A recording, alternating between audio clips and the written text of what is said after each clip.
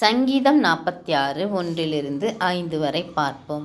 தேவன் நமக்கு அடைக்கலமும் பெலனும் ஆபத்து காலத்தில் அனுகூலமான துணையும் ஆனவர்.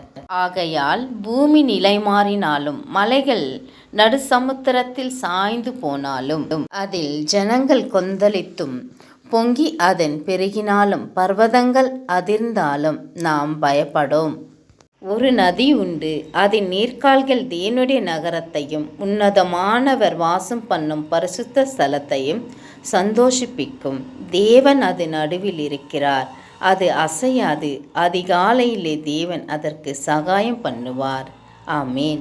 ஆண்டவர் சொல்லுகிறார் பாருங்க, பூமி நிலை மாறினாலும் மலைகள் நடு சமுத்திரத்தில் இருந்து சாய்ந்து போனாலும் அதன் ஜலங்கள் கொந்தளித்தாலும் பயப்படாதீர் என்று கர்த்தர் சொல்லுகிறார். நாம் எந்த சூழ்நிலை வந்தாலும் அந்த சூழ்நிலை குறித்து பயப்படக்கூடாது. நம்மோடு இருப்பவர் பெரியவர்.